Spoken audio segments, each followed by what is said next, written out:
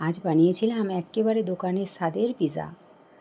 দেখুন, প্রথমে আমি ঈষৎ গরম জলে ইস্ট ভিজিয়ে রাখলাম, তারপর ময়দা নিয়েছি, অল্প নুন মাখিয়ে নিলাম, তারপর ওটাতে ওই ইস্ট মাখানো জলটা দিয়ে ভালো করে একটা ডো বানিয়ে নেব। এটা একটা নরম প্রকৃতির ডো করেছি।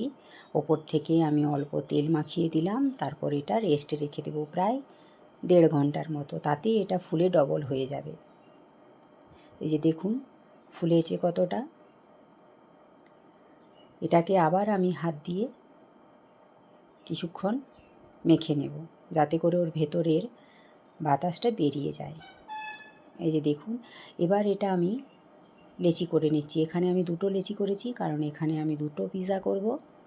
তারপর এটাকে এইভাবে হাত দিয়ে প্রেস করে গোল মতো একটা রুটির শেপ দিয়ে নিচ্ছি। এখন একটা থালাতে তেল ব্রাশ করে নেব, তার উপরে আমি ওই পিৎজাটাকে বেক হতে দেব।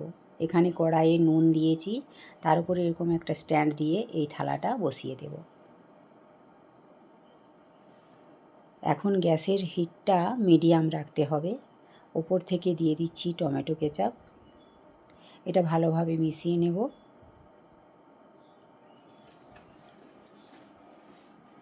চারিদিকে ভালোভাবে মিশিয়ে নিচ্ছি।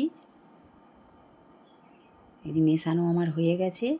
এবার দিয়ে দিচ্ছি গ্রেট করে রাখা চিজ। এখানে আপনারা যতটা বেশি পরিমাণ চিজ দিবেন, তত এটা খেতে ভালো লাগবে।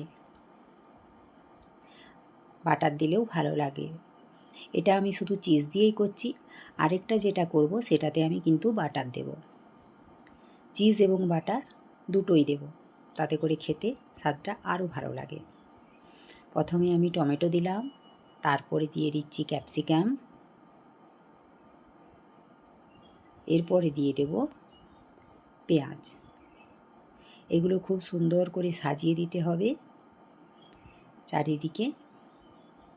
তারপর ওপর থেকে দিয়ে দিলাম চিলি ফ্লেক্স।